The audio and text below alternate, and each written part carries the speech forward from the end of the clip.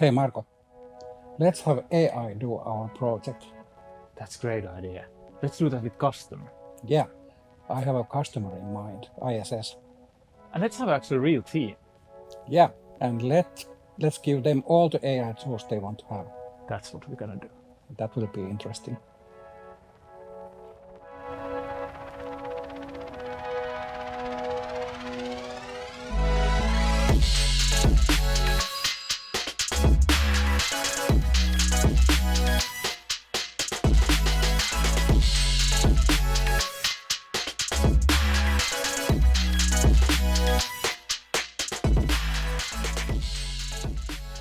Yeah, the topic of today was about the product owner assistant and assistants probably generally, but we have this one interesting angle that we actually tried out. Like we were not to replace the product owner, but kind of have an assistant for it. Yeah, and assistants in general, as in go to the next level of like creating one single master prompt and then having ready-made solutions instead of having assistants who are guiding us. So, how did it start? We got an idea, why not make a virtual product owner for ourselves? Yeah, I think it kind of started that from the need that we felt that we need to have a bit more domain knowledge and also like a bit more guidance regarding the topic of pricing and pricing tool, what it's supposed to be about.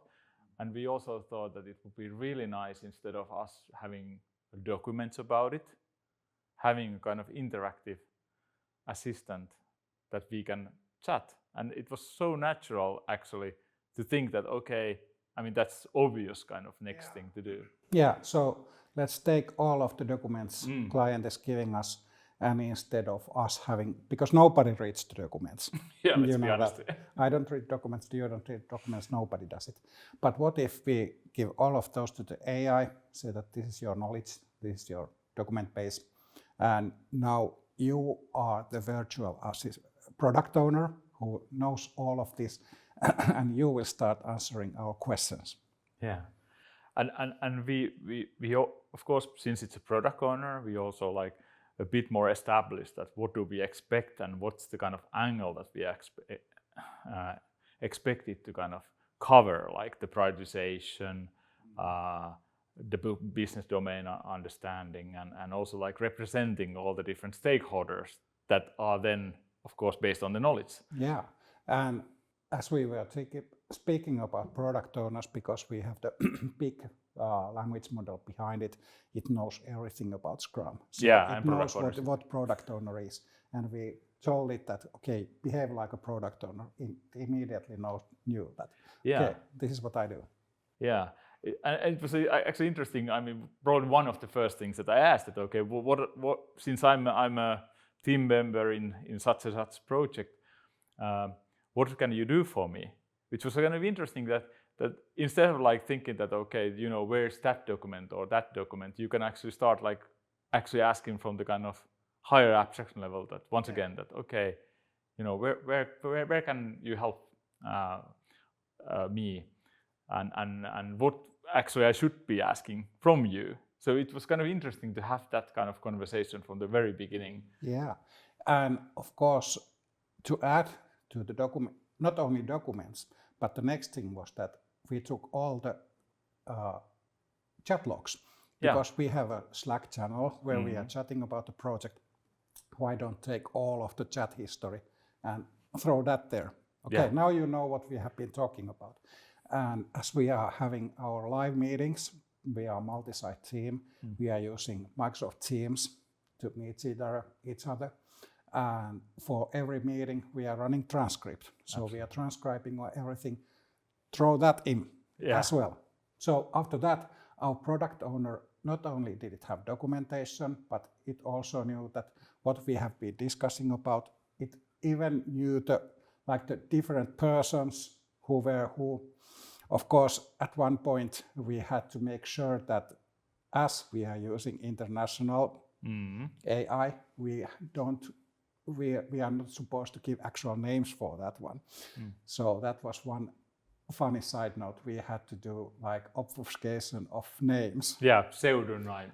So pseudonymization. Yes. How difficult words. Yeah. And how to do that, if talking about, of course, one of the obvious is we have AI, why not ask it to do it? But okay, we cannot use international AI, so we have to use local model. Yeah, we use local model. Yeah, so one of the interesting sides of tools was that we were using local model with like language model to find out names and then start replacing not those names with the pseudonym names and then replacing those to the actual transcriptions and then giving that to the product owner, our virtual product owner. It went very well. I'm actually surprised how well it has been, this workflow has been now integrated to our everyday working, kind of how do we work as a team and how do we keep these tools up to date. And I also felt that the other thing that we started thinking is that why don't, because there are all these other tools like Jira's and tools where we manage the backlogs and so forth. And of course, naturally, product owners are supposed to do some bit of that. So why don't we make it so that it can do some of those actions? Yep. And so that was also an interesting angle, that it's not only telling about things, but actually acting based on. Could you create a Jira ticket for us? Yeah, exactly. Could you prioritize accordingly, according to current backlog? You know, it be knowledgeable, not the kind of some history data, but actually what is in the backlog as such. Yeah, and fun thing about assistants, especially with ChatGPT, which we are using, it's so easy to create new assistants. Yeah. Suddenly we found out that, okay, we have made one master virtual PO we were using all the time, but you can actually create assistants for even short needs. Yeah. One of things was that, for example, one team member was on sick holiday for a week. Yeah, I remember that. Yeah, and our project manager actually got an idea. When the person came back from the sick holiday, instead of them having to go through with everything and really read the backlog and ask around what has been happening, we put up a new assistant for that person only. Okay, here's an assistant for you, like easy, welcome back to work assistant, chat with that one. And he said that in 20 minutes, I got everything. Now I'm up to speed. Yeah, and you don't need to even browse the documents as where's that document about different things and different points of view. You can just like combine them all and ask and have a conversation as you would actually with the real person. It was also surprising. It was called catch-up assistant. I really like the way of putting it. And I was actually using it also later, trying it out in a way that, okay, you know, what was the action that we agreed in the last meeting? And it was capable of giving me that. That, you know, action points for different pseudonymized persons. And then also like the thinking that nowadays that I feel that we have that, we always like when we have something to do, sometimes somebody starts asking that, should we create an assistant for this? Yeah, and it's like I created some stupid questions assistant because we are using .NET and I'm not familiar with .NET. Yeah. I have been a programmer before, but I'm like PHP, Perl kind of guy, maybe Python during weekends secretly. But I created an assistant telling that, okay, you are a programming assistant for Sami who is like knowledgeable of programming, but doesn't know practically anything about .NET. And he will be asking stupid questions. And your task is to answer them. Not by giving long lectures, but just give the short information, TLDR. And that's my assistant I'm using all the time. I'm following chat and like suddenly people are using term that, okay, I don't know what they are talking about. Right. Give me instructions, okay. And it gives me answers and I don't feel that stupid anymore. So that's a great assistant to me. Yeah, I think that we all have some kind of that kind of assistant. I also have tried to create kind of multiple from different angles that that I feel that I need to kind of I would like to learn, but I don't know too much about it. And since there's the team, you can kind of always validate. Yep. It's not that, okay, did it give me something useful, or is this just hallucinations? So you can actually, since we are such a engaged team and we are working currently, like everything we've done, trying to do together. So you can always bounce back that, hey, is this something related to what we are talking right now? And then you can validate the things that you don't actually know, but you still kind of get a bit of hint that, okay, this is what they might be doing.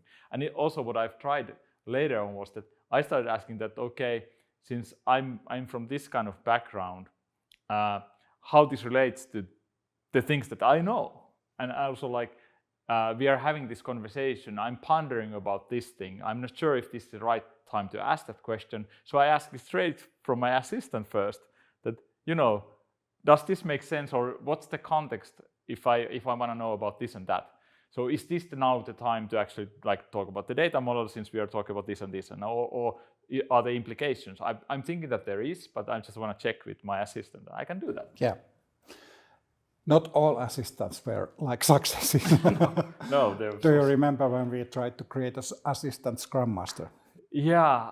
I just like, it's kind of interesting that it kind of works, and at the same time, it's not very useful. Yeah, it was too good. It was like, imagine a person who is trying to be perfect. They are straight out of school and they are doing everything by the book. Yeah. This is what the Scrum Master was like. So it was like, we were, okay, you are now driving our Scrum and give us tasks and so on. That was time when we were still doing Scrums. Yeah. Okay, then it did by the book. It gave us tasks and then it started like going through them. But after 45 minutes, we noticed that we have been going through that one single thing because it was taking everything literally. Yeah. And it was like, it needed a human to tell it, okay, this is a small thing, just ignore it. Could we go forward? Yeah. Don't do it. Yeah. AI is not able to do that. If you are asking it, it does everything to answer you. Yeah. So it's too helpful. Yeah, that was interesting. I even recall that it was like one specific thing that we were trying to do, that we were kind of prioritizing our backlog with the help of the product owner assistant, and we were asking the Scrum Master to do a backlog refinement, run backlog refinement task with us. And typically if you're experienced, you know that you're supposed to be on a bit higher level and not go into every rabbit hole. But it actually drove us through a rabbit hole. Like, now you are supposed to create a spike about it. Then we're like, okay, what kind of spike we should create? And then we got like multiple options, and they're like, okay, we chose this one, so what we should do next? Then we're like, well, you should define acceptance criteria for the spike. And we were on the first item, like, but we should actually prioritize these all. And is this the one that we should actually even be working on? Yeah. But it didn't give us that at all. Yeah, and it was giving us minute by minute agenda and schedule and everything, and updating it. Okay, it's 1 hour meeting and it's like been 45 minutes. Now for the rest of the 15 minutes, we have like 2 minutes of this to 3 minutes. Yeah, which is not realistic with the group. Even it was able to adapt to that, but the adaptation was like not realistic at all. Okay.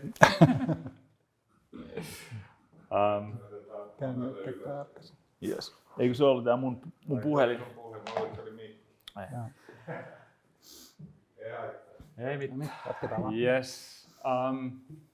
yes. So we had that failure with that, or kind of experiment with it's a success, meaning that we learned that it's not capable of doing all the different things and carry out all the different roles. And again, it's like, don't do what AI is telling you to do. Tell AI what should be done. Yeah. And that's one of the basic principles. I am anxiously waiting for a future, which I'm sure will come in a couple of weeks, where assistants are able to talk to each other easily. Because even now I'm like having assistants to talk to each other. Like last time we were speaking how we were defining things, so that we had like the data model, we gave that to the UI assistant and so on. Why don't have them to talk to each other? And one thing I find helpful is that we are using also Microsoft Copilot. You can have many different opinions about it, but it's very helpful within the meetings because it's taking live transcript of everything we are speaking about, and you are able to instantly talk to it. One classic example is that you start daydreaming in the middle of the meeting, and suddenly you don't know what's going on. You can always go to the Copilot and ask, what did we talk for the 5 last minutes? And it gives you a recap. Okay, now that if we could have live PO assistants following the discussion and updating it, that would be beautiful. That would be really great. We also tried actually putting listeners to meetings that we were not part of. Yep. I found it fascinating that actually one of the things that we kind of bumped early on was that when we asked that, okay, can we bring an AI listener to your meeting, but we are not gonna come there, and there was this sudden moment when people what does it do? And we are probably having a conversation also about some personal topics. So I mean, I don't probably want to have it publicly shared. Yeah. What are your thoughts about that experiment? Yeah, it's the idea was that as the nature of Twin project is that there is the original project, which is doing the actual pricing tool, which is going to the client, and it will be the good one. And we are creating the replication. I don't know what comes out, but we are using the AI tools and such things. They are having their own meetings, and they were having big concept meeting, and we knew that there might be new information. And that was where we asked that, can our assistant join you listening? Because the rules of this experiment is that we don't have secrets. Of course, we can talk to each other and share experiences. And they said, okay, this is interesting. Yeah, why not? Of course, they were a little bit hesitating that should we be careful what we are speaking about and so on. But it's actually one of the persons ended up being there. I was sitting there watching the assistant, but on the purpose, I was not taking part of the meeting. I was just first seeing that, okay, the assistant is working well, and then I could compare later that did it get what was said and so on, and that it doesn't accidentally turn off or anything, because we are still in the beginning of AI and things happen. It went well, but that was very interesting. But one of the things actually we have been talking about is that, okay, if AI is listening and saving your discussions, is it a good or bad thing? Should you delete the transcripts of the discussions afterwards when it's gone through? And if things that you have been telling jokes or something, are they becoming a part of the assistant? There's always need for that. We haven't had anything like that happen yet, but I wouldn't be surprised if suddenly something that shouldn't be there would magically appear within our assistant.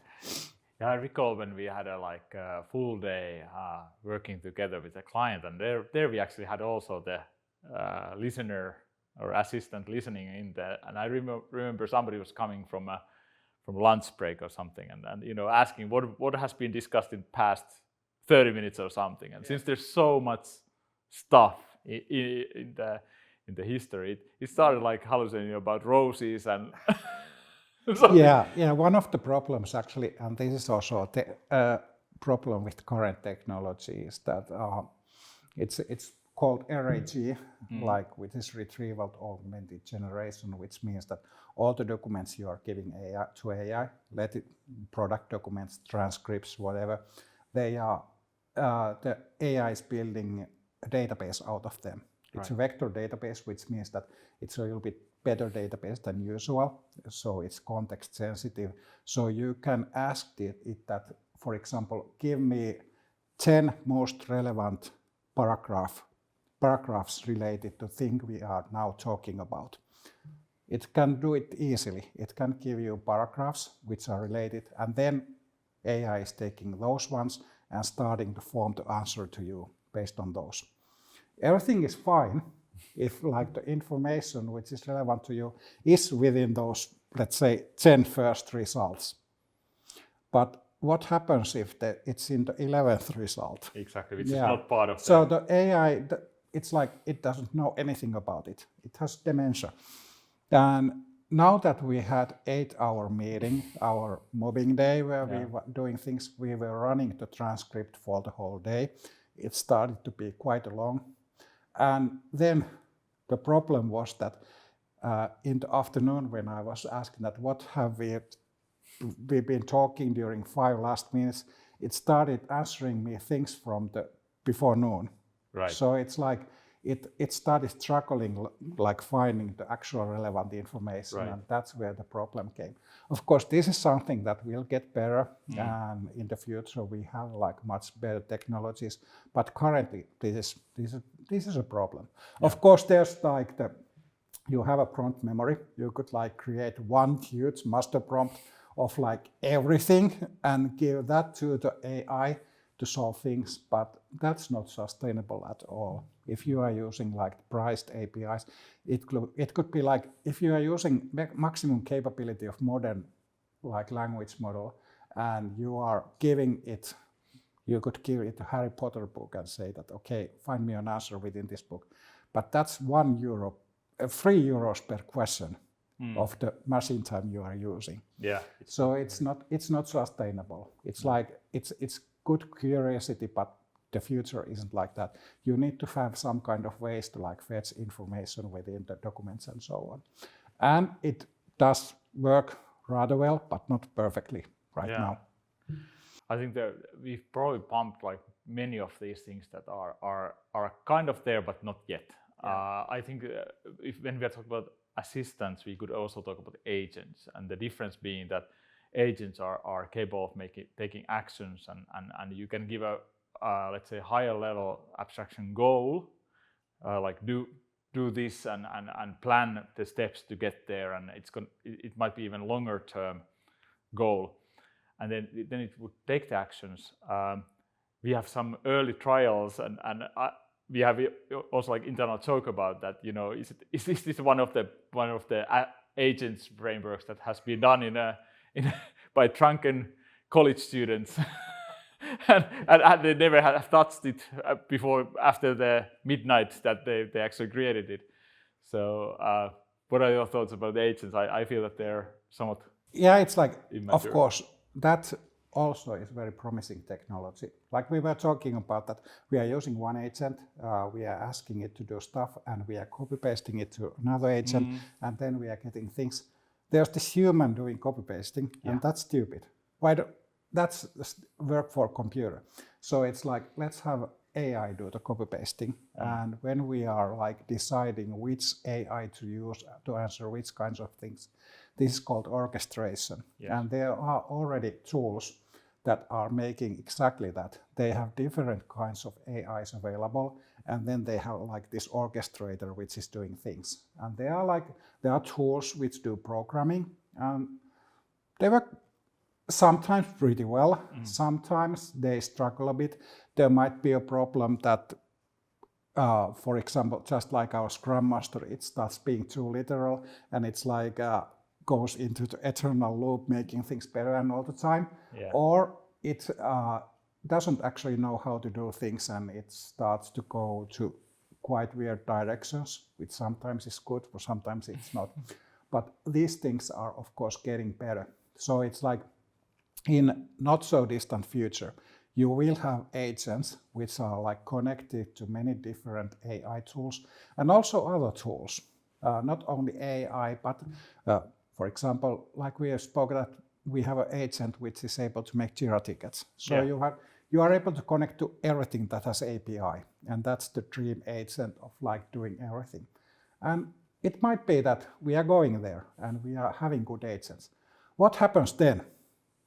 Okay, now let's say the year 2025, 6, 7, you have a perfect like software agent. You just tell me that create me a pricing tool. And it's making your pricing tool. So is it a game over for us? Yeah. I don't think so, because okay, now we can go on the faster level, on the level above, like on the next level. So sure, we have agents which are doing like the actual creating things, but what if now that we can have like agents create softwares, programs by themselves in a couple of minutes or seconds or whatever, now they are like tools for us and we can start combining them. Let's make 100 different variations, and now we can start choosing the good ones, and now we can start to like solve bigger problems. Yeah. And like we are like outsourcing the smaller problems to AI, and then we are able to level up and start thinking about bigger things. Yeah, and also I feel that there will be a way of kind of getting the human in the loop at the level that you wanna control it. So it's not like just black box. Even it's just doing the create or go, or going through the steps to create something greater. I still feel that we're gonna have some kind of human in the loop kind of design that we can interfere, and also like, but that actually opens up a lot of different possibilities, as you mentioned. Like I also think like the set-based design, that you can like do different types of things or the same idea, but you can draw parallel teams which are actually AIs, and also like maybe like create connections with things that humans are not actually very good connecting, like in terms of like kind of systems thinking, that this relates to that and there's weak signal of that. Yeah. So you could create greater analytics and that you currently can. Yep. Exactly. Which is really interesting, and like on many domains, not just software development, but actually there's a lot of domains where that would be very beneficial. And then you can start approaching the difficult problems and like solving them. It's like just like mathematics. You are in elementary school and you are doing addition and division and so on. You get very happy when you get a calculator. Like, do you remember that? That was the superpower moment. Yeah, it's like now I don't have ever to like do anything. Mathematics is my favorite subject, but damn it, they went to upper level. Yeah. It's like you still needed a calculator to do the basic level stuff, but you were thinking on higher level. Yeah. And then you had like on the next level you had like formulas, and all of those who are like studied mathematics know what I'm talking about. Like you are always going on the upper level, and then you start solving like difficult things, and then you start creating things that change the world. Yeah. You still need a calculator, but it's like it's down below there, and it's like a tool. And like no mathematician has lost their job because of calculators. They are happy having those. Yeah, it makes the mundane things exactly just easier like and faster. That. Yeah. And now agents start to be like their first step going in there, and assistants and so on. And it's like I like having those, but it's like at current point, it's like we are seeing the worst assistants ever in the human history. They can only get better. Yeah, that's actually very promising.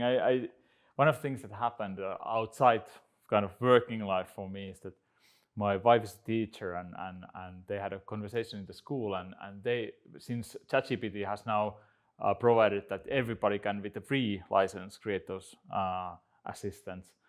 The actual school had a request, and that, hey, could somebody help us to create assistant for every student?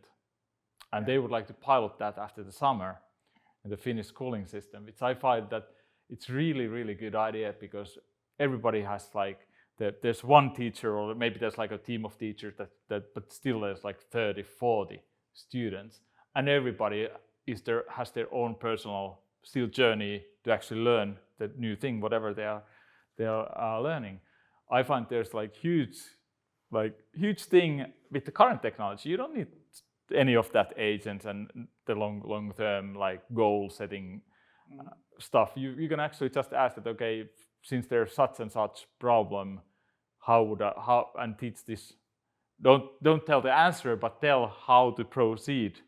Yeah. And there are so much to gain, especially with also the speech interface, that it's not anymore just chatting and typing everything. You can actually have speech. Okay, and this goes to the, like, of course, thinking that, okay, now that you have natural language interfaces and you have speech interfaces and everything, will there be development anymore? But I think there will be. It's like we are going to, now that we have low-code tools and we have things like that, again, we are going to the upper level of these ones, and this is the next level of low code. It's like no code, but you are still building systems, and you are still connecting them, and you are still describing problems to AI.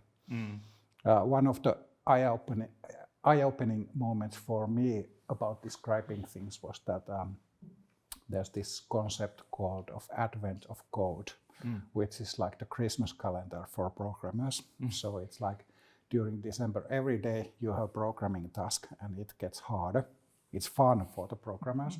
And it's like, I also, as a like earlier programmer, currently hobbyist, more like it, I started solving things, and like I enjoy that. One time I decided that, okay, I'm trying to solve them with AI.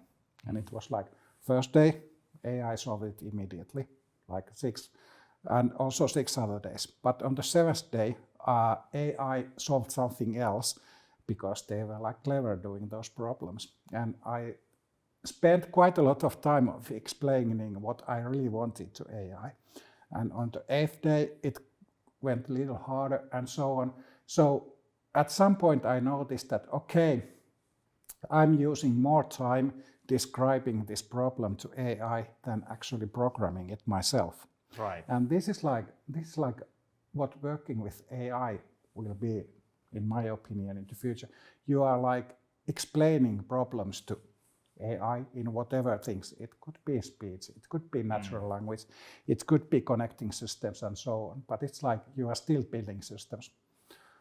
Okay, if you are like developer, you can always start, what is a compiler? Actually, compiler is that you are describing problems to computer, which is like compiling that to machine code. Right. And you are using like the formal thing, that's called programming language, but you are still doing the describing of programming.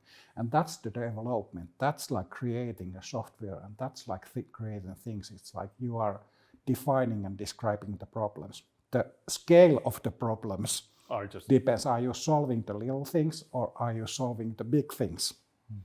And now we are able to go on the higher level, solving like huge things. I mean, so like if I kind of track back to the product owner assistant, I think one of the things that we realized actually talking with the Joe from the Tesla and SpaceX was that they actually don't have any product owners, and that was surprising. We were like creating an assistant for a product owner so that we have a capability when the human is not there and so forth. And when we asked, okay, so what do you do then? And I really like the punchline that data is everybody's boss. Yep. And they have this a thing that they call digital self-management, which means typically that they go every day they start the day and they look at this huge display of data, which actually demonstrates the key performance indicator where we were yesterday and what's the goal for today, and which is then voted with the interesting Reddit thing that they have in place.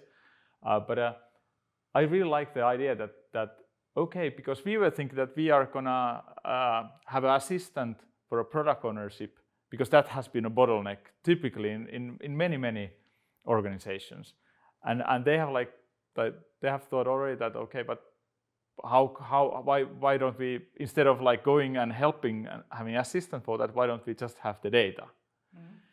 And I feel that probably in the future we're gonna have like assistants that will actually just go through the data and give us suggestions, rather than just be like human-fed